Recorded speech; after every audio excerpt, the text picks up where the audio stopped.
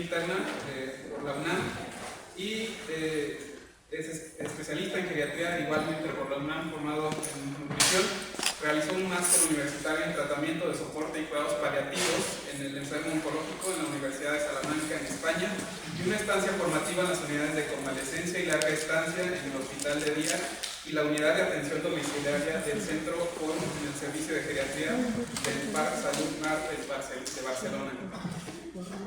Y él nos va a dar la plática de hoy sobre cuidados paliativos en el anciano.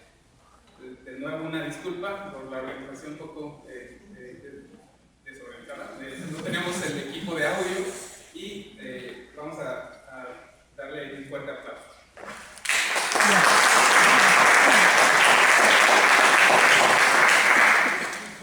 Gracias. Bueno, van a mencionar que van a ser dos partes, entonces trataré de ser concreto en esta parte. Va a ser cuidados paliativos en el anciano. Esta primera parte enfocada a las enfermedades no oncológicas, y después Alejandro Zavala hablará sobre el paciente oncológico. Los objetivos serían enfatizar la necesidad de cuidados paliativos en ancianos con enfermedad avanzada no oncológica, conceptualizar la geriatría paliativa y describir la continuidad del tratamiento de soporte ante los cuidados paliativos en el adulto mayor con enfermedades amenazantes para la vida.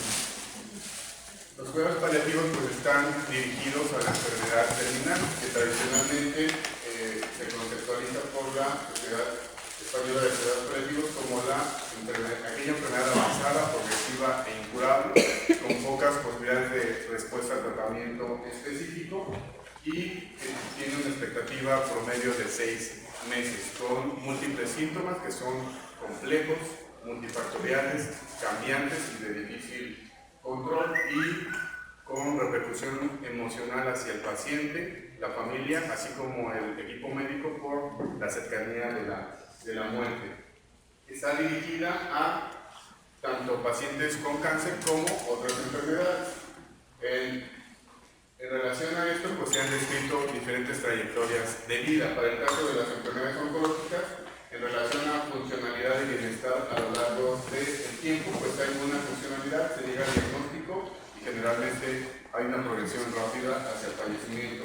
Para el caso de las fallas orgánicas, hay una funcionalidad menor y que va a ir deteriorándose al pasar el tiempo en relación a los diferentes eventos de descompensación de las fallas orgánicas, hasta que alguna llega a ser mortal.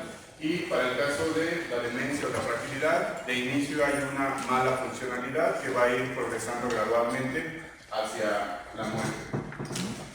En relación a esto, pues, los cuidados paliativos pueden y deberían de iniciarse desde el diagnóstico de una enfermedad amenazante para la vida, no una enfermedad terminal, sino una enfermedad que amenace la vida, y tal vez al inicio puede ser considerado como un abordaje para manejo de soporte, a la par del manejo activo para prolongar la vida, y después, conforme progresa la enfermedad, toma un rol más importante en la parte paliativa, siendo pues su mayor participación en la fase terminal, así como en la situación de últimos días y la muerte.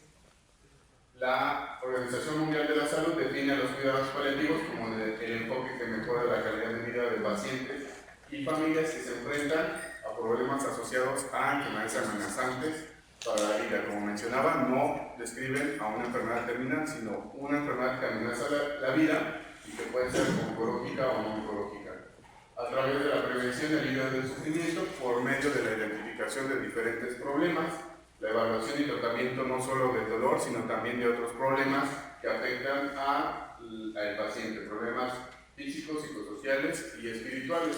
Esto habla del carácter holístico de los cuidados paliativos, y precisamente por ello se requiere la intervención interdisciplinaria de todo el equipo de salud en relación a que el médico, el equipo de enfermería, así como nutrición, se van a encargar de la evaluación y manejo de síntomas conforme se diagnostique y progrese la enfermedad.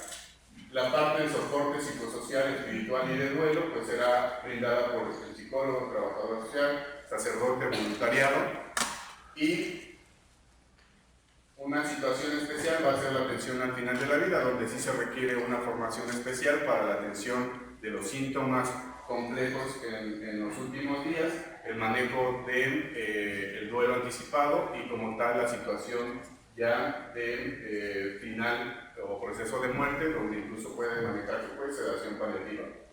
El líder del equipo, que no necesariamente es el médico, tiene que coordinar al resto del equipo, así como los diferentes servicios de salud, hablando de atención en urgencias, atención en unidades de agudos, unidades crónicos, a domicilio, y siempre debe haber comunicación entre el equipo de atención, así como con el paciente, los cuidadores y la familia. Precisamente esa comunicación va a brindar la participación de un integrante esencial en el éxito de los cuidados paliativos, que es el cuidador primario.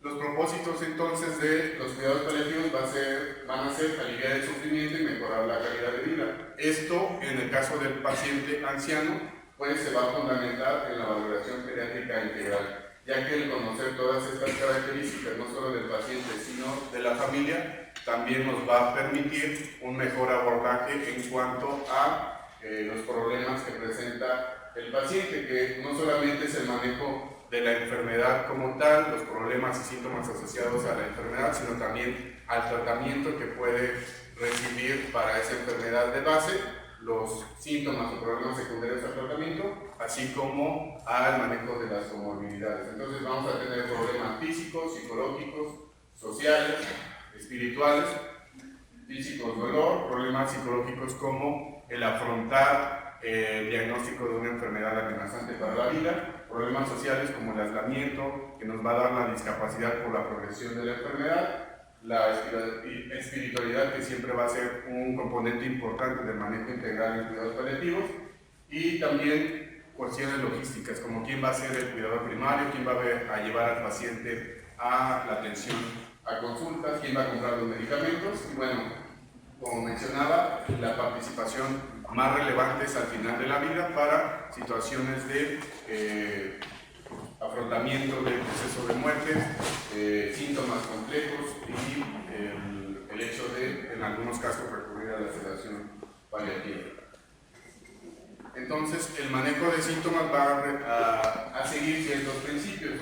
Primero, la evaluación del paciente contemplando su situación en particular, no englobar en una patología como tal, sino ver la situación particular de ese paciente y así entonces poder dirigir el tratamiento hacia la etiología y idealmente hacia la causa específica del síntoma o problema que está padeciendo. Evaluar el tratamiento que se ha recibido, pero también el tratamiento que se puede brindar y qué tan disponible está para ese paciente en cuanto a acceso, costos y todo lo que implica. Y establecer la pauta más sencilla, pero también efectiva y que sea cómoda a la vez tanto para el paciente como para el cuidador y la familia que van a brindar esta atención. Informar siempre de todas las opciones disponibles y hacer partícipe al paciente y la familia en la toma de decisiones para precisamente dirigir el plan de tratamiento de acuerdo a las preferencias del paciente. Esto va dirigido al paciente con múltiples patologías no oncológicas, enfermedad renal, pacientes con demencia, con EPOC, pacientes con insuficiencia cardíaca. En relación a esto, el hecho del envejecimiento de la población y el mayor porcentaje de adultos mayores pues va a condicionar mayor comorbilidad, discapacidad y fragilidad. Por eso el equipo médico y en este caso nosotros como geriatras pues debemos de contar con las capacidades necesarias para el manejo de una enfermedad amenazante para la vida y tener pues una capacitación o formación en cuanto a cuidados de soporte y paliativos para, como mencionaba, el manejo de síntomas de la propia enfermedad como también del tratamiento que puede recibir, la repercusión psicológica, tratamiento de las comorbilidades de base, todas las patologías crónico-degenerativas y obviamente los síndromes geriátricos que pueda presentar de forma simultánea el paciente con una enfermedad no oncológica avanzada y establecer así las metas de tratamiento más apropiadas para ese paciente en particular. ¿Por qué la relevancia de el manejo de los pacientes no oncológicos en la situación avanzada? Debido a que, como les presento aquí este estudio realizado en Canadá, donde se incluyeron alrededor de 100 pacientes con esclerosis lateral amiotrófica, EPOC, enfermedad renal crónica avanzada y pacientes con fragilidad, donde se ve que la complejidad de síntomas y la repercusión en cuanto a el bienestar y la calidad de vida es muy similar, hablando de sufrimiento, de desesperanza, de insatisfacción en relación a una enfermedad o al padecer una enfermedad oncológica no avanzada. Sin embargo, el pronóstico en estas enfermedades es menos certero que como se da en una enfermedad oncológica, hablando de un estadio avanzado. La complejidad de síntomas y el número de problemas que se presentan en una enfermedad no oncológica es muy similar al que el paciente con un cáncer avanzado, y los síntomas pueden ser muy similares en todas las enfermedades, hablando de dolor, náusea, mareo y entre otros. Vean la gran cantidad de síntomas que presentan estos pacientes con diferentes enfermedades oncológicas no avanzadas. Y también el tener un problema en cuanto a una falla orgánica avanzada, la sintomatología repercute tanto en la calidad de vida como en pacientes con un cáncer avanzado. Aquí un ejemplo de pacientes con enfermedad renal crónica avanzada en manejo conservador, que el número de síntomas y la calidad de vida en general es similar a pacientes con cáncer avanzado. A pesar de esto, de la complejidad de los síntomas, la calidad de vida tan afectada, pues no se utiliza de forma adecuada las unidades de cuidados paliativos o hospice para pacientes con enfermedades no oncológicas. El ejemplo también de la enfermedad renal crónica avanzada, en la cual solo el 14% de estos pacientes llegan a fallecer en una unidad de cuidados paliativos o hospice, en comparación con aquellos que no se canalizan de forma temprana a recibir atención de soporte paliativa, que pueden someterse más a un tratamiento de sustitución renal, a pesar de que no pueda ser apropiado, y que puede conducir a desenlaces como el morir con mayor frecuencia en un medio de un hospital de agudos, en comparación a aquellos que reciben un manejo conservador y manejo de soporte desde la progresión de la enfermedad, y que tienen mayor probabilidad de morir en su casa o en un hospice si se dio este tratamiento de soporte paliativo de forma temprana. Contemplando esto, se trató o se conceptualizó el término de la geriatría paliativa. Esto desde la década pasada, ya casi 10 años de ello, se conjuntaron varios geriatras de la Unión Europea, incluyendo España, Italia, Alemania, Suiza, Holanda, y buscaron precisamente integrar los principios de los cuidados paliativos a la práctica diaria de la geriatría, mediante la atención y en cuanto a principios básicos de atención de síntomas, la comunicación efectiva que es básica en un equipo de cuidados paliativos, estimar la calidad y la expectativa de vida, que esto no lo hacemos tanto en geriatría como sí en cuidados paliativos, y mediante esto poder tomar decisiones más apropiadas y establecer directrices anticipadas en relación a estas enfermedades no oncológicas avanzadas. La geriatría paliativa entonces se definiría como el tratamiento y cuidados médicos dirigidos a los pacientes ancianos con enfermedad avanzada y progresiva. Vean que no se especifica la expectativa de vida, no son los 6 meses de una enfermedad terminal, para los cuales el pronóstico es limitado, y el enfoque de dicho manejo es la calidad de vida, como mencionaba. Utiliza la valoración geriátrica integral como principal herramienta para determinar cuál es el tratamiento más apropiado para el anciano en particular. Busca aliviar problemas físicos, psicológicos, pero también contempla los aspectos sociales, espirituales y ambientales que repercuten en cómo padece ese paciente la enfermedad no oncológica avanzada. Mediante una intervención interdisciplinaria ajustada a las necesidades particulares precisamente de cada paciente.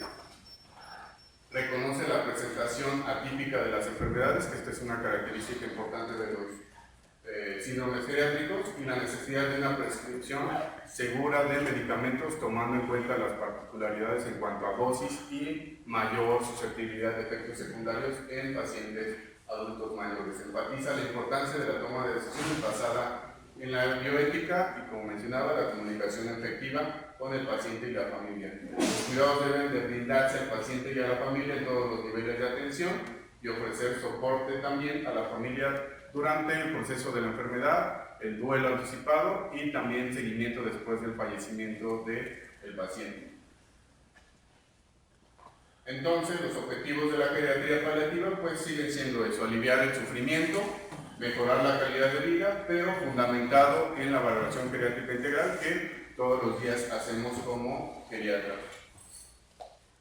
Y va dirigida entonces la geriatría paliativa para la atención de diferentes problemas.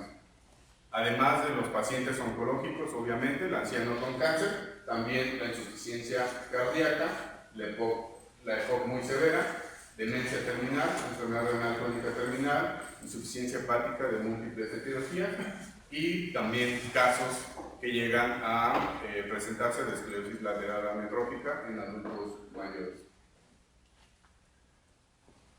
El pronóstico en una enfermedad no oncológica es difícil y no depende de un solo factor, es decir, no depende de una fracción de eyección ni de un volumen respiratorio forzado, sino de varios factores, varias variables que hay que tomar en cuenta. Por ejemplo, en la enfermedad pulmonar obstructiva crónica, la predicción se realiza en relación a todos estos factores: severidad de la obstrucción, frecuencia de las exacerbaciones, obviamente aquel paciente con enfermedad obstructiva muy severa, aquellos que tienen más de 2 exacerbaciones, la necesidad de oxígeno continuo en domicilio y el confinamiento en casa por la misma disnea en cuanto a la actividad física, y la depresión y la repercusión en la calidad de vida por ese aislamiento y esa limitación funcional por la disnea. Aquellos pacientes que ya tienen repercusión por caquexia de una enfermedad crónica avanzada y obviamente las comorbilidades como puede ser ya un cor pulmonar, insuficiencia cardíaca derecha secundaria al EPOC.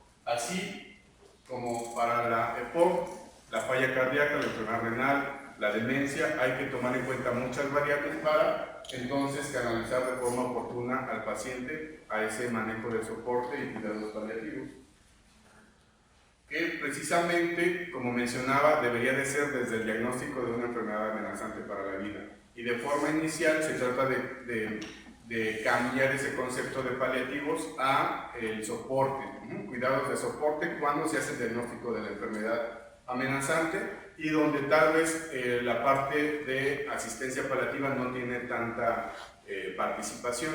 Ya después que progresa la enfermedad, toma mayor rol. Así, los cuidados de soporte pues se dan desde el inicio en el paciente con enfermedad renal, por ejemplo, a la par de la intervención del especialista como tal, nosotros como geriatras, además de todos los especialistas y el resto del equipo, para evitar la progresión de la enfermedad. Pero finalmente, cuando ya llega a esa etapa avanzada o terminal, pues los cuidados paliativos toman un mayor rol.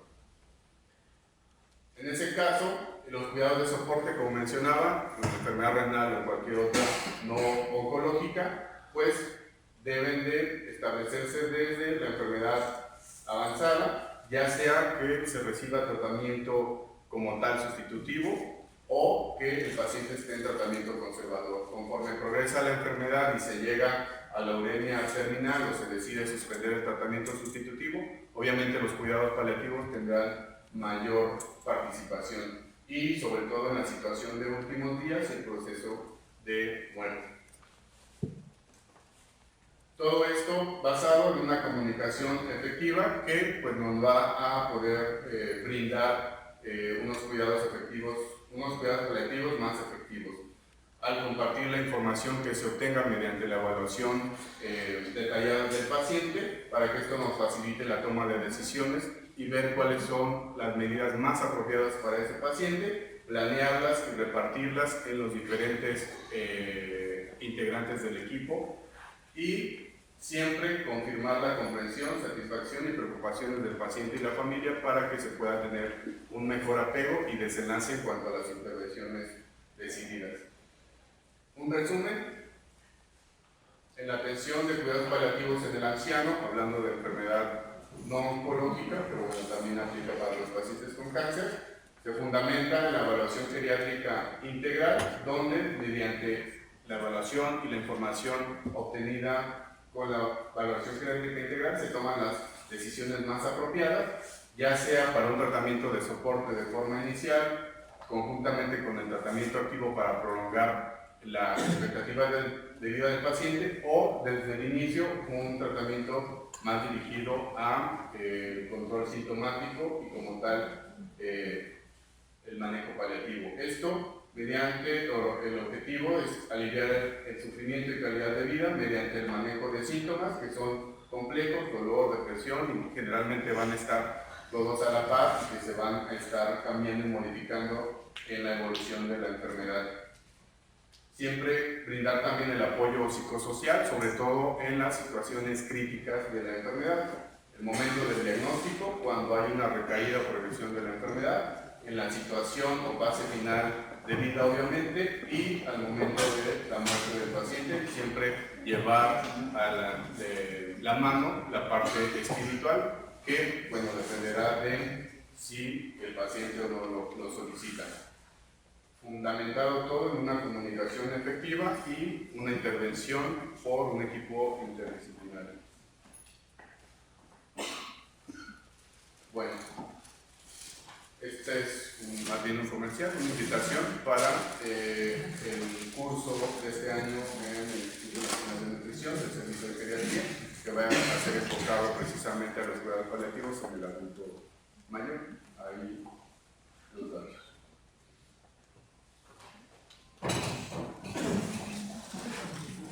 Muchas gracias, doctor Odín, por la plática. Al final va a haber unos minutos para una mesa redonda y poder hacer preguntas al doctor. Y ahorita enseguida continuamos con la siguiente parte, hablando de los paliativos en el paciente geriátrico oncológico, con el doctor Alejandro Zavala Calderón. Él tiene licenciatura en Medicina por la Universidad Autónoma de Guadalajara, Medicina Interna en el Hospital Español por la Universidad Nacional Autónoma de México,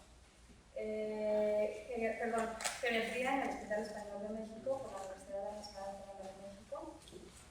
Hizo Medicina Paliativa en el Instituto Nacional de Cancerología, igual avalado por la Universidad Nacional Autónoma de México. Es profesor en el curso Taller de Bioética por la Comisión Nacional de Bioética. Es médico adscrito al Servicio de Clínica del Dolor y Cuidados Paliativos del Hospital de Oncología del Centro Médico Nacional 121. Es responsable del programa Geriatrims y presidente del Comité Hospitalario de Bioética en el mismo hospital. Entonces, pues, le presento al doctor Alejandro Zavala.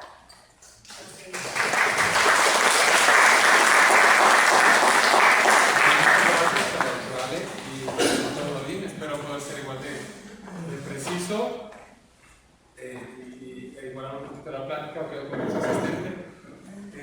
Me da mucho gusto poder compartir a ustedes lo que he aprendido.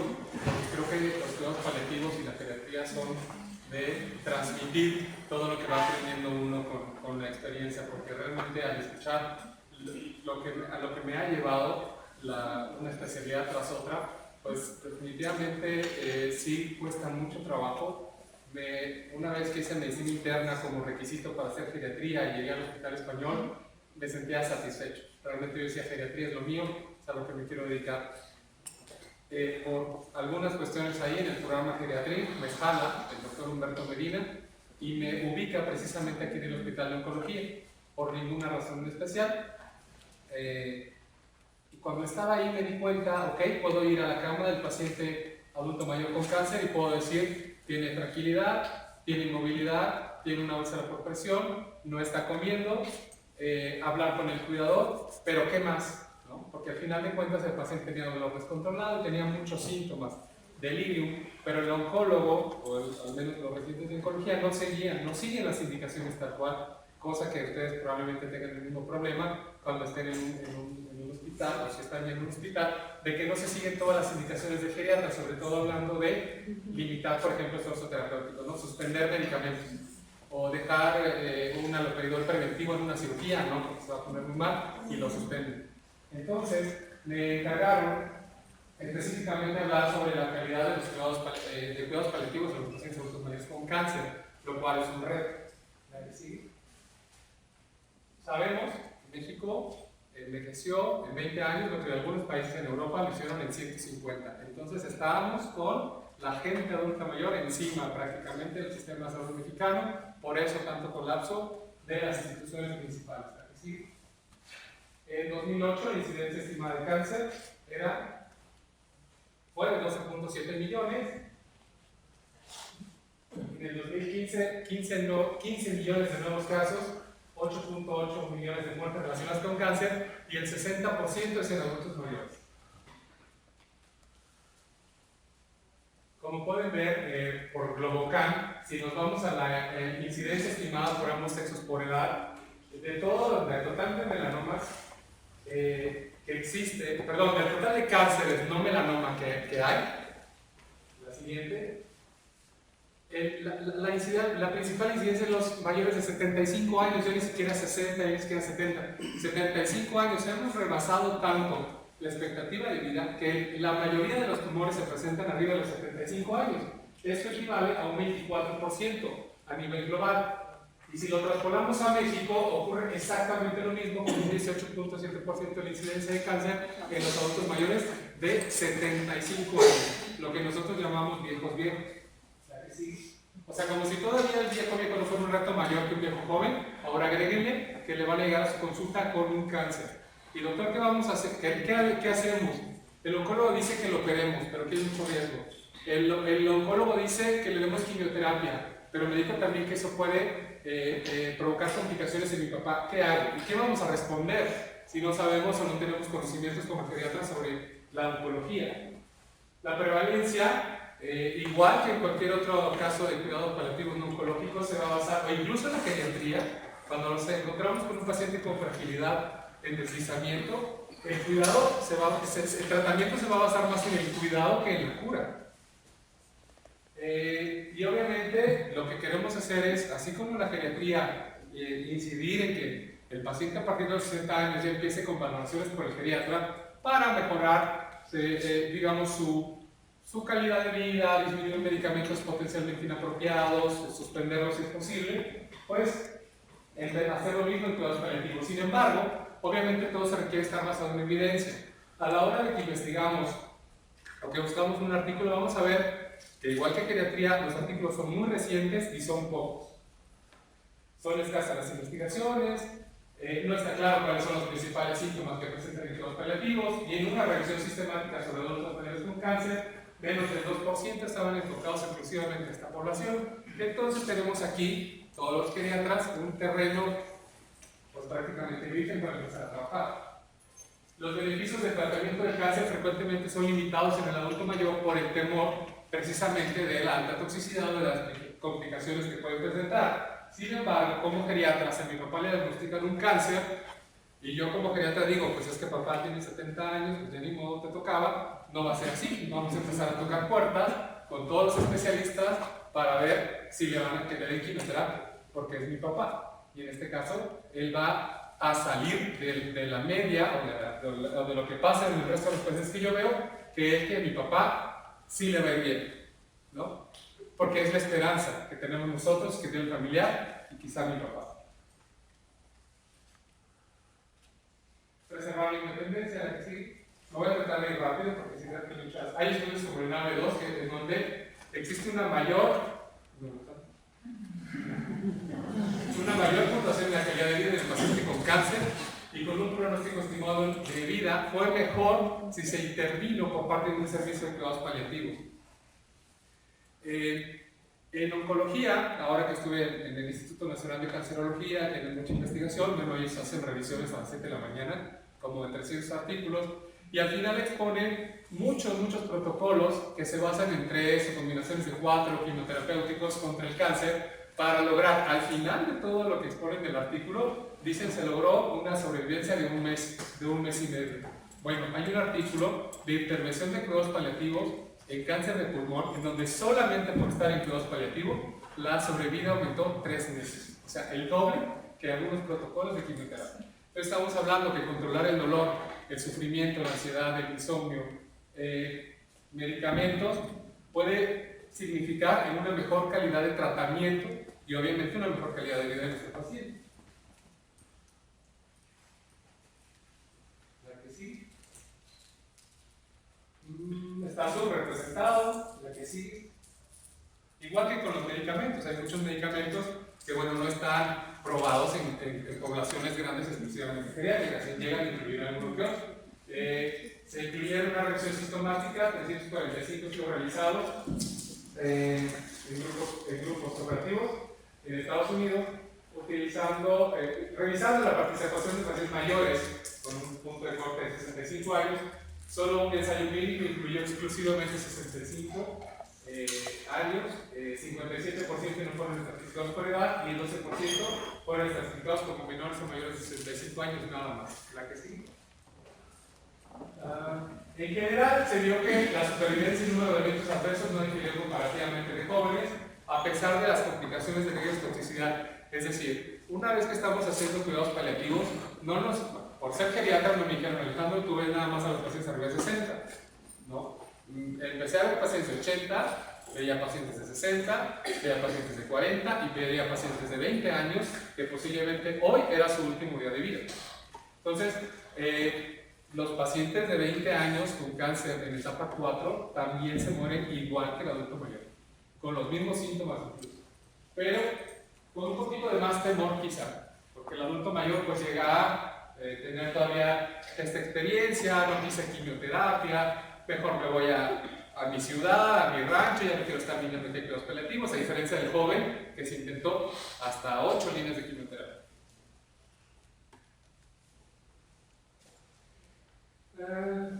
Los pacientes mayores con poca reserva, obviamente, si estamos hablando de pacientes que tienen diagnóstico de fragilidad como geriatra, pues sabemos que ellos sí van a tener lesiones graves por la quimioterapia, pero la edad cronológica no siempre se correlaciona con un deterioro fisiológico y funcional. Por lo tanto, el tratamiento de personas de cáncer avanzado debe centrarse en el grado de comorbilidad y el estado funcional en vez de la edad, porque sabemos que una característica principal del envejecimiento es la heterogeneidad, es decir, yo a los 80 años no voy a tener nada que ver mi envejecimiento con el del doctor Odín, por ejemplo. Yo voy a ser quizá manejando, todo muy contento, muy feliz, y el doctor Odín en su casa. No lo sabemos, pero lo mismo pasa en los pacientes que estamos viendo con cáncer. O al revés. La calidad de vida es crucial para la toma de decisiones. Los adultos mayores están dispuestos a intentar. Los pacientes adultos mayores están dispuestos a intentar tratamientos agresivos como terapia, tanto o igual como los más jóvenes, y a soportar los efectos secundarios relacionados al mismo. Sin embargo, como hablábamos de la capacidad funcional del paciente, tenemos dos escalas generalmente en oncología, que son el índice de Karnofsky, la escala funcional de Karnofsky, y la escala del Grupo Oncológico Cooperativo del Este, o que conocemos como ECOG por sus siglas, pero ninguna de ellas se toma como para la evaluación y la toma de decisión de tratamiento, aunque esto la verdad es la edad, no forma parte. No se pregunta en un estado funcional qué edad tiene, no simplemente es un ECOG 4, 3, 2, 1 o un estado funcional de Karnofsky de 100, de 80, de 20. Y este es un ejemplo. Díganme si hemos visto pacientes geriátricos que requieren asistencia considerable y cuidados médicos frecuentes. Sí. Nada más por tener la edad que tiene. Sin embargo, si él llega con el paciente, con el médico oncólogo y el oncólogo le decide su tratamiento únicamente por esto, pues seguramente dirá, no se lo voy a dar. Pero el paciente requiere asistencia médica por osteoartrosis, porque tuvo una fractura de cadera, no se puede valer por sí mismo, no por otra razón, entonces no puede ser erróneamente segregado de un tratamiento oncológico únicamente por estas escalas. Hay otras escalas pronósticas de supervivencia, por ejemplo, la escala de funcionalidad en cuidados paliativos, la Palliative Performance Scale, que habla de deambulación, actividad, autocuidado, ingesta y conciencia. Todavía un PPS de 40 puede ser un paciente que vemos en la consulta como en cualquier otro día. Este índice me permite revisar si el paciente va a tener un índice de pronóstico paliativo de más de 3 semanas o más de 6 semanas. La que sigue. Y con esto puedo llegar a una tercera escala que me va a definir por estos síntomas, disnea, anorexia, carnopsis, la que sigue, si el paciente entra dentro de estos 3 grupos. La que sigue. Si es un grupo A, tiene una buena supervivencia. Si es un grupo B, más o menos. Y si es un grupo C, ya le estoy colocando un dispositivo subcutáneo para administrarle medicamento en casa, porque ese paciente puede fallecer en los próximos días. Y alguien que va a fallecer en los próximos días no puede tolerar la vía oral, no la va a tolerar y necesita un manejo. Entonces, los geriatras generalmente no estamos dirigidos a ese punto. Su papá va a fallecer, incluso no sé, voy a hablar personalmente, pero no se insiste en la familia, lléveselo a su casa, que muera en casa tranquilo su papá, porque de alguna forma sabemos que nos lo van a regresar a las 2 horas, de que está muy mal. En cambio, en cuidados paliativos es, desde hoy, empezar a capacitar al familiar en cómo administrar medicamentos subcutáneos. No, que no se inyectar, no se preocupe, ahorita le enseñamos. O le ponemos un dispositivo y tiene que estar aplicando una bolita de goma ahí. Entonces, esa es la parte por la que yo quisiera como enamorarnos de los cuidados paliativos, porque siento que las dos especialidades tienen su característica muy especial, y si las juntamos realmente podemos potencializar una y la otra. Ahorita estoy muy contento porque vienen residentes de geriatría a rotar aquí al servicio de oncología del Instituto Mexicano de Seguro Social, y ellos mismos notan dentro del primer mes el cambio o el choque que se están enfrentando los pacientes, que todos los días la familia le pregunta, oiga, ¿pero qué significa que el oncólogo me dijo que mi papá ya no puede dar más tratamiento? O que el paciente de 75 años que es funcional llegue y me diga, oiga, me dijeron que tengo un tumor en la próstata, que esté en los huesos y que también esté en pulmón, ¿me voy a morir? Entonces, generalmente no son preguntas que nos hacen todos los adultos mayores, pero los pacientes oncológicos sí. Ellos dicen, y díganme la verdad, porque aparte hay una conspiración del silencio que no sabemos manejar del todo bien todavía los médicos en general. Entonces, en cuidados paliativos, el abordaje de malas noticias y las reuniones familiares se vuelven del día a día, ¿no? La que sigue. Los principios que siguen los oncólogos para tratar a un paciente joven o viejo son prácticamente los mismos: la enfermedad, el estadio y lo que hay disponible. La que sigue. Hay métodos, la que sigue, escalas de evaluación de riesgos, como esta, en donde dan algunos factores predictivos, la que sigue, para toxicidad hematológica y no hematológica. Esto pues no, ahorita no nos digo, nada más sabemos que hay ya estudios. Y quería llegar a estos casos clínicos que los voy a hacer muy rápido. Una mujer de 80, y los he visto, es un artículo que me gustó mucho porque tal cual viví los cuidados paliativos en el Instituto Nacional de Cancerología, que estaban representados en 3 casos clínicos. En el primer caso, una mujer de 81 años con adenocarcinoma del endometrio en estadio avanzado, con hipertensión y neuropatía degenerativa, inició con metrorragias, se realizaron todos los estudios de extensión, se informó el diagnóstico, se informó a la paciente de las complicaciones del tratamiento quirúrgico por su edad. Obviamente los médicos somos buenísimos para vender. Si queremos operar, como les decía hoy terminó el foro internacional de cuidados paliativos, unidos para el acceso universal, unidos en el favor al acceso universal a los cuidados paliativos. No vi geriatras ahí. El doctor Juan Cuadros me hizo favor de dar el tema de cuidados paliativos en geriatría. Entonces creo que nos falta irnos metiendo a esta área. Afortunadamente ya este año por el colegio se va a hacer. No, la tenemos. Y obviamente a la paciente le decimos, si la operamos, puede que fallezca en el quirófano. Obviamente si a mí a esa edad me dice lo mismo, voy a decir, no, pues no me opere, ¿no? Se optó por el manejo paliativo. La valoración pediátrica integral que se hizo, la paciente era independiente para las actividades básicas, con algo de incontinencia urinaria, margen de 90, sin deterioro cognitivo, vive sola, lo cual quiere decir que pues, es funcional. La que sigue. Después llega la valoración del servicio de cuidados paliativos, presenta un deterioro funcional, un margen de 75, hay descontrol de síntomas, un dolor pélvico, hay un estreñimiento severo y hay depresión. El servicio de cuidados paliativos no somos un servicio, yo se lo trato de explicar al familiar porque se los mandan. ¿Y por qué los mandaron con nosotros? Pues porque ya no hay nada que hacer. Digo, no, es completamente lo contrario, es cuando más tenemos que hacer. Porque vamos a hablar de calidad de vida y vamos a hablar de calidad de muerte. Entonces, todo lo que vamos a hacer, se va diciendo en varias fases, es que usted tenga el mejor control de los síntomas, el menor sufrimiento posible y hablando con la familia, el menor estrés posible al momento de la muerte. Que andar llevando urgencias a las 3 de la mañana porque ya está bloqueando para que fallezca el traslado o para que llegue al hospital y uno de los principales problemas en geriatría es, que es la actitud del médico. Llega a urgencias y le dicen, oiga, ¿por qué lo trae? Es que está muy mal, ¿qué diagnóstico tiene? Cáncer. ¿Y por qué no lo llevó al Instituto de Cancerología? No, ahí lo ven, pues lléveselo para allá, aquí no le vamos a hacer nada. O sea, ya no le hicieron nada, menos aquí, entonces lléveselo a su casa. Y ahí va la familia con el muertito de la ambulancia, ¿no? Porque llegan a fallecer antes de llegar. Entonces, el servicio de cuidados paliativos es activo.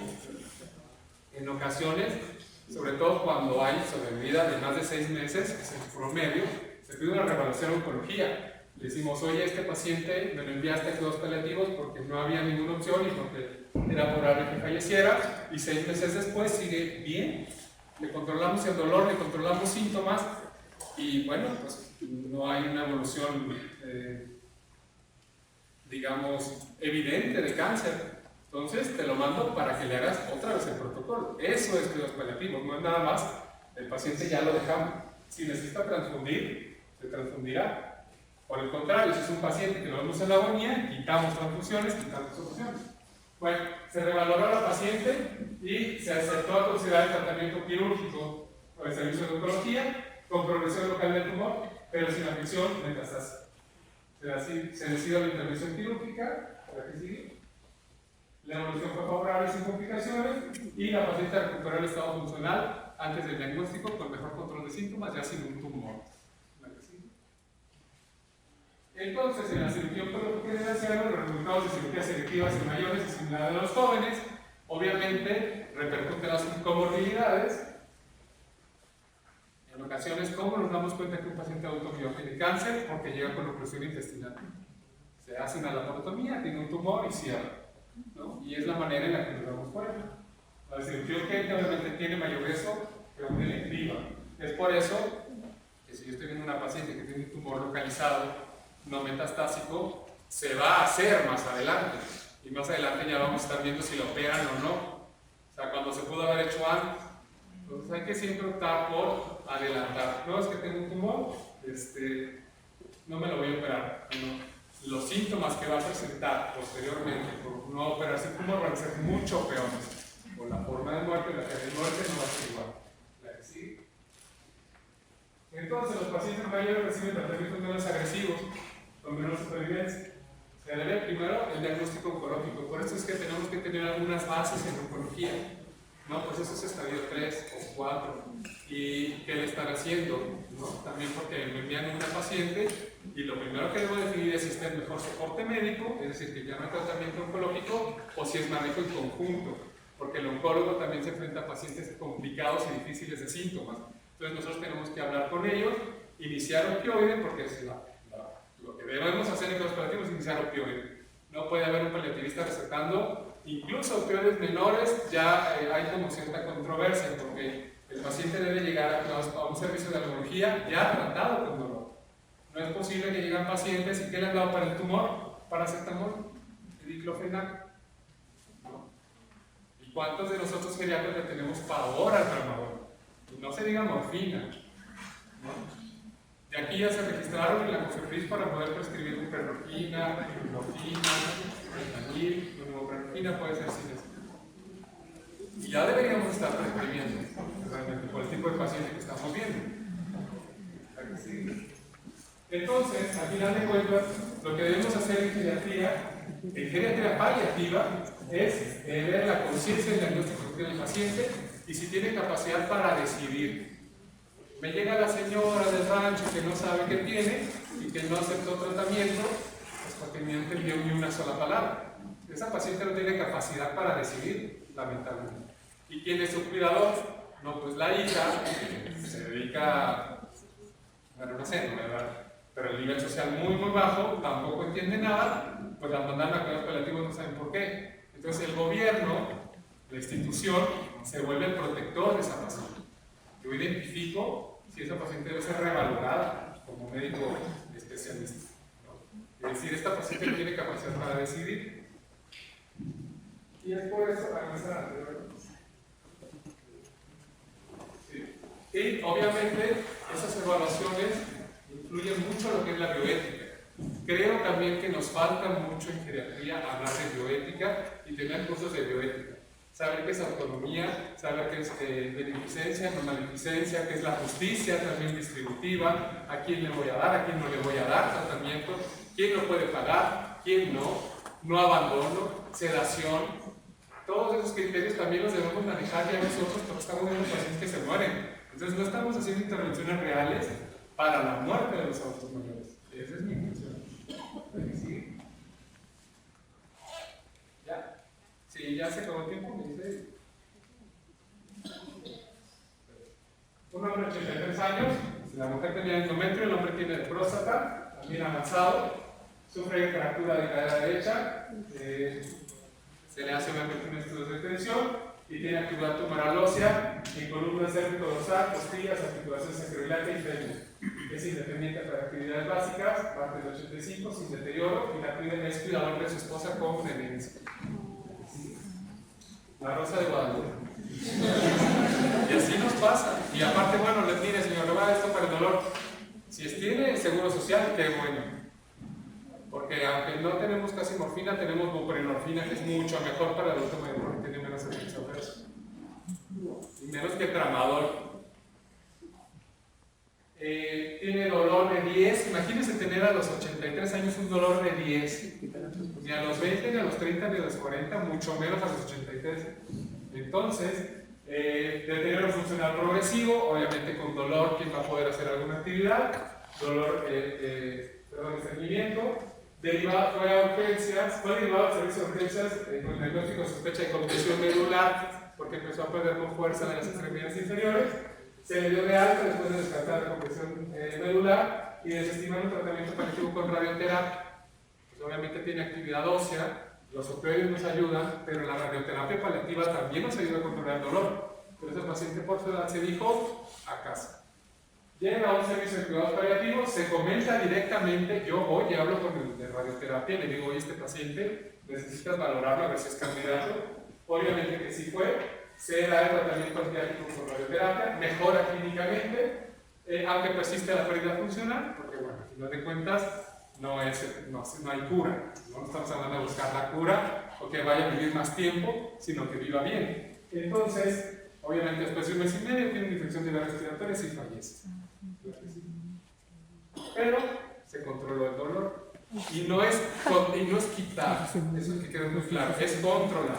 Al paciente le voy a decir, su dolor de 10 voy a tratar de controlarlo y llevarlo a un 4 o a un 3 que sea leve. Porque si le decimos que se va a quitar, ellos te quedan con esa esperanza. Yo obviamente estaba tratando con un tumor que todos los días progresa y todos los días comprime un nervio y todos los días evita que evacúe y todos los días, bueno, lo que sabemos de los tumores. Entonces, los pacientes adultos mayores son tratados de manera multimodal de un tercio menos que los adultos jóvenes. Aunque sea candidato, por ser viejo, ya no le voy a hacer un estudio y mucho menos una inhibición de plexo para controlar el dolor, pues porque tiene 83 años. Lo que conocemos como afeísmo, viejismo, yo no sé cómo se dice. ¿No? Pero eso es lo que pasa en los hospitales. Y nosotros colaboramos porque cuando nos lo mandan, no decimos, no doctor, a ver, fíjate que ya vi al paciente y sí tiene deterioro funcional y tiene un deterioro cognitivo leve y ahí colapsó el cuidador, pero sí es candidato a que le haga su tratamiento. o hazle la tomografía para saber, porque va a regresar mañana, va a regresar en una semana, ¿no? Y va a estar así y peloteando entre especialistas, o ya nada más que lo ve el geriatra. Y eso es lo que no debe pasar. Debemos ser tan intervencionistas como si tuviera 20 años nuestro paciente.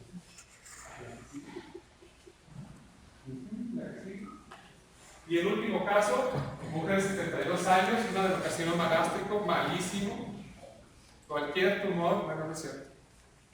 No quiero ningún tumor, pero si es gástrico, pues mucho peor. Si estoy viendo un paciente con un adenocarcinoma gástrico, obviamente yo ya sé por experiencia ese paciente no quedará fines de vida, ¿no? Es rapidísimo.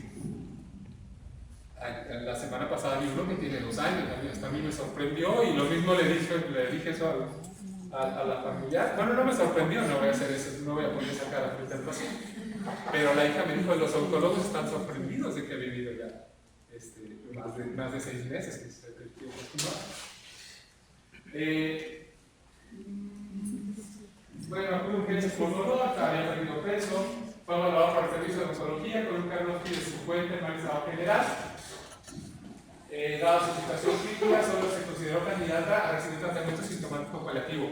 En el hospital la ven en preconsulta, señora, lo siento, está muy avanzado, vaya a cuidados paliativos.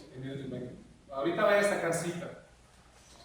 La paciente tiene dolor, no come, vomita, tiene náusea, pierde peso, se siente débil, tiene una anemia. La que sigue. Hay abatimiento funcional, vía de camicillón. Los síntomas, un dolor de 9, es a lo que voy, a pesar del tratamiento, fentanil y morfina como rescate, estreñimiento severo, náusea. ¿Sí? Se hicieron algunas intervenciones, se rotaron opioides, se puso dexametasona, se controló sintomatología, lo que mejoró su situación funcional. La que sigue. Presenta sangrado de tubo digestivo, que es muy común. Se trasladó a urgencias, donde a pesar de una hemoglobina de 6, se decidió no transfundir y continuó el tratamiento paliativo. Es decir, usted se va a morir de anemia. Que así se mueren los pacientes. Pero no, al menos, bueno, no sabemos cuánto tiempo le queda, pero sabemos que el síndrome anémico pues, es terrible, ¿no? O sea, ya hay personas que con 10 de hemoglobina, o nada más los de provincia que nos venimos un día a la Ciudad de México, que estamos todos fatigados por la falta de aire, imagínense con una hemoglobina de 6. Entonces podemos transfundir quizá para mejorar la sintomatología. No le vamos a transfundir 2, ni 3, ni 4 y lo vamos a estar cada 3 días. Pero sí podemos ayudar con algunos paquetes para mejorar los síntomas. Y eso debe de quedar muy claro. No 27 transfusiones, como un caso que se expuso la vez pasada en el servicio en el Comité de Bioética, en la Comisión Nacional. En revaloración de cuidados paliativos, la paciente se encontraba en cama con deshidratación y síndrome confusional. Se decidió remitirla de nuevo a urgencias del hospital para transfundir. Tras la transfusión, el refuerzo de protección gástrica, la paciente se recuperó rápidamente, porque no tiene un cáncer gástrico, a lo mejor una úlcera por medicamento, no sabemos, dexametasona. Dada su mejoría funcional, se decidió realizar una nueva valoración e inició tratamiento con quimioterapia paliativa. ¿La que sigue? Tras recibir 6 ciclos de quimioterapia, la tomografía reporta un tejido hipodenso con densidad de partes blandas, el resto de imagen negativas y los marcadores tumorales normales. Ante la situación clínica, se decidió continuar con tratamiento de mantenimiento por vía oral. O sea, este es un caso excepcional, 1 entre 1 millón, pero la paciente mejoró y está viva. Entonces, los datos en relación a quimioterapia son en cuanto a eficacia y toxicidad son limitados. La que sigue. La edad cronológica no debería considerarse como un criterio para adoptar un tratamiento agresivo, porque la quimioterapia, cuando un paciente llega ya va en la 3ª línea de quimioterapia y me pregunta si va a responder a esa línea de quimioterapia, yo como médico sé que la primera línea es la más fuerte, es la más potente, 100. O sea, no se da la más bajita como para estantear el tumor, se da la que intenta arrasar todo. Si no funcionó la primera y le dan una segunda, que le causó náusea, le hizo perder mucho peso, le causó dolor neuropático, quizás ahora su problema, de difícil control, y ahora vamos por una 3ª línea de tratamiento. Entonces, ok, No vamos a hablar de el no quiere fallecer, pero vamos a hablar del control de síntomas que está presentando durante la enfermedad, porque hay dolor relacionado a la quimioterapia. Y me voy a quedar aquí. Lo importante es comunicar, informar al paciente. Lo que le gusta al paciente del médico paliativista es que se le dice todo, porque tenemos una metodología para abordar las malas noticias. ¿Qué sabe? ¿Qué quiere saber? A pesar de lo que se le va a decir sea malo, ¿y qué va a hacer con esa respuesta? Y así lo hacemos con el paciente. Oiga, señor, ¿qué sabe? Ahí está mi expediente. No, sí, lo puedo ver, pero quiero que usted me lo diga. Ah, pues tengo cáncer en dónde, ¿no? ¿A lugar? Si hay en otro lugar, sí, ¿a dónde? Pues me dijeron que a hígado, retrocoritoneo, a riñón, a cerebro, ok. ¿Está en tratamiento? No, me dijeron que ya no tengo nada más que hacer. Oiga, doctor, entonces con eso me voy a morir. Y también nos sirve para preguntar a la familia, ¿cómo lo ha visto? Oiga, ¿qué le dijeron de esta quimioterapia que le están dando? Su cuarta línea, quinta línea, ya ayer salió con actividad tumoral en el sistema nervioso central. No, pues que van a esperar a ver cómo responde. Pero es otra línea de quimioterapia, hay que traerlo, hay que picarlo, el catéter, el sangrado. ¿Vamos a continuar con más quimioterapia? Pues no sé, doctor, me dijeron que van a esperar a ver si responde. ¿Usted ha notado que ha habido respuesta después de la primera, la segunda, la tercera, la cuarta? No, doctor, de un mes para acá ya no es el mismo, se confunde, ya no camina, ya no come. Le digo, ¿y continuamos con más quimioterapia? Pues ya hemos hablado mis hermanos y yo. Pues creo que sería importante decidir si vamos a continuar con la agresión de la quimioterapia. ¿Ok? ¿Me quedaste? Muy bien. Muchas gracias.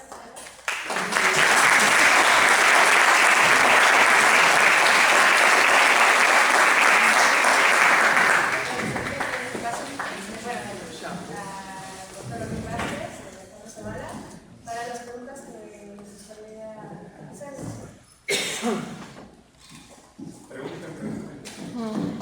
Bueno, primero quería mencionar y enfatizar que la intención del tema de la sesión de hoy es precisamente dar la importancia, la necesidad de que como geriatras conozcamos el manejo de enfermedades avanzadas, tanto oncológicas como no oncológicas, y que es fundamental que nosotros, no estoy diciendo que todos tengamos que hacer una formación en cuidados paliativos posterior a haber hecho geriatría, pero sí pues obtener información y experiencia en relación al manejo de estos pacientes, ya que el hecho de que en México no haya un sistema de atención en cuidados paliativos como lo tienen en otros países, pues mucho de la atención de estos pacientes, específicamente los ancianos, pues van a repercutir en nosotros como geriatras.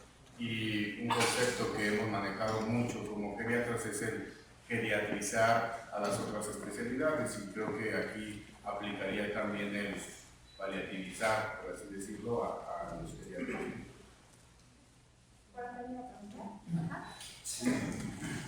¿Quién decide dónde debe de morir un paciente ya en esta situación? ¿El médico, Muy fácil. familiar, cuando el paciente ya no está consciente? Miren, para tocar ese tema tenemos que hablar de lo que se hizo antes, ¿no? Que es la voluntad anticipada. En el cuidado paliativo trabajamos la voluntad anticipada, en donde tratamos de identificar precisamente el deseo y las preferencias del paciente. Llega a ocurrir mucho más. Imagina que el paciente llega y ya estuvo en la fase de delirio terminal quizás y no puede decidir si desea intubación o no incluso. Por eso el familiar que lo trae es el hijo que no estaba, le tocó traerlo en la guardia y él dice intúbenlo y pasa a terapia intensiva y el paciente fallece en el hospital privado. Por eso debemos de hablar de en ese momento con los cuidadores, aunque el paciente no tenga capacidad de decidir, oiga, alguna vez su mamá, su papá había hablado con usted sobre preferencias, qué quería morir en la casa. Generalmente la respuesta es sí, doctor. Nos dijo que ya no quería venir al hospital. Incluso las últimas consultas ya no quería venir. Ah, bueno. Entonces, ahí el médico debe ayudarle al familiar a tomar la difícil decisión de si se lo va a llevar a casa o no, porque tenemos que evaluar también si ese familiar es un cuidador nato y si le va a dar los medicamentos tal cual yo los estoy indicando: morfina, inasolar, aloperidol. Los va a poder estar administrando las dosis correctas en el momento correcto, y si no es así, yo como médico tengo el privilegio terapéutico de decir que se ingrese y fallezca en el hospital. O sea, es una toma de decisiones en conjunto, no hay quien diga. Si me pregunta ahorita quién, no sé. Si me dice el caso, tal vez de ahí. Y que es precisamente el discutir cuál es el escenario más apropiado para el paciente, independientemente del deseo, que muchas veces no se puede respetar si las condiciones de manejo en casa, por ejemplo, no van a ser las apropiadas para ese proceso de muerte, pues es más conveniente que fallezca en el hospital o en un hospice o en una unidad de cuidados paliativos, en algún otro lugar donde pueda recibir la mejor atención en ese proceso de muerte, ¿no? Muchas veces se podrá respetar la directriz anticipada del paciente, pero si no es conveniente, pues se hará lo más apropiado. ¿Una última pregunta? Sí. Gracias. Bueno, excelentes ponencias, doctor. Bueno, a mí me pasa mucho que, sobre todo con los familiares, no le diga nada a mi papá que no sé qué. O sea, creo que a veces tratan como un ente al paciente geriátrico. No quieren que le digan cómo se llama, que él tome una decisión. Finalmente creo que es como algo muy perverso que hace la familia, que no quieren que no se hable nada y nada más entre el hijo por los medicamentos y el papá está afuera o algo.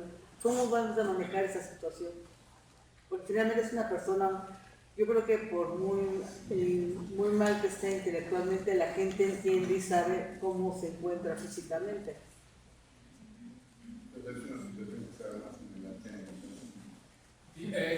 Sí, difiero un poquito en que está mal. Es conspiración del silencio, y obviamente yo sé lo que repercute, pero no podemos caer en juzgar y en el juicio de valor. Entonces, lo que voy a tratar de hacer es enfocarme en por qué hay una conspiración del silencio, qué está pasando.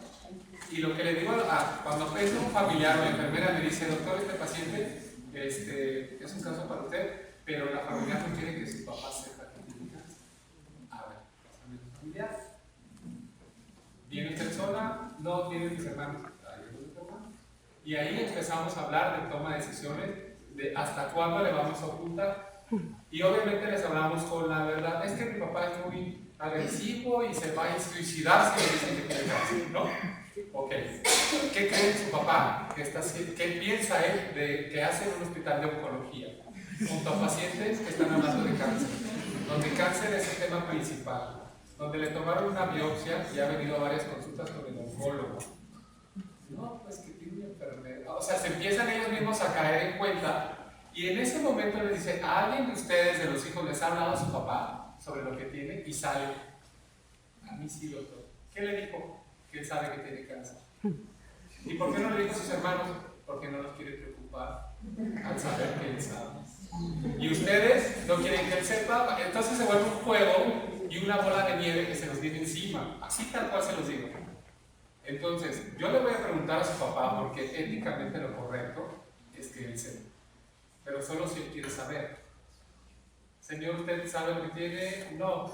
¿Quiere saber? No. ¿Quieren que me dirija a sus hijos? Sí. ¿Quieren que ellos tomen las decisiones por usted? Sí. Se acabó conspiración de silencio. Yo los invito a que busquen rotaciones de 2 meses, aunque sea en un servicio de cuidados paliativos. Por favor. No necesitan hacer el curso. Necesitan rotar en un servicio de cuidados paliativos, porque así ustedes van a aprender cuándo referir a un servicio de cuidados paliativos, aunque sea. O si les llega un paciente que lo ve un paliativista, van a saber seguir sin demorar. Híjole, le subo la dosis, no le subo.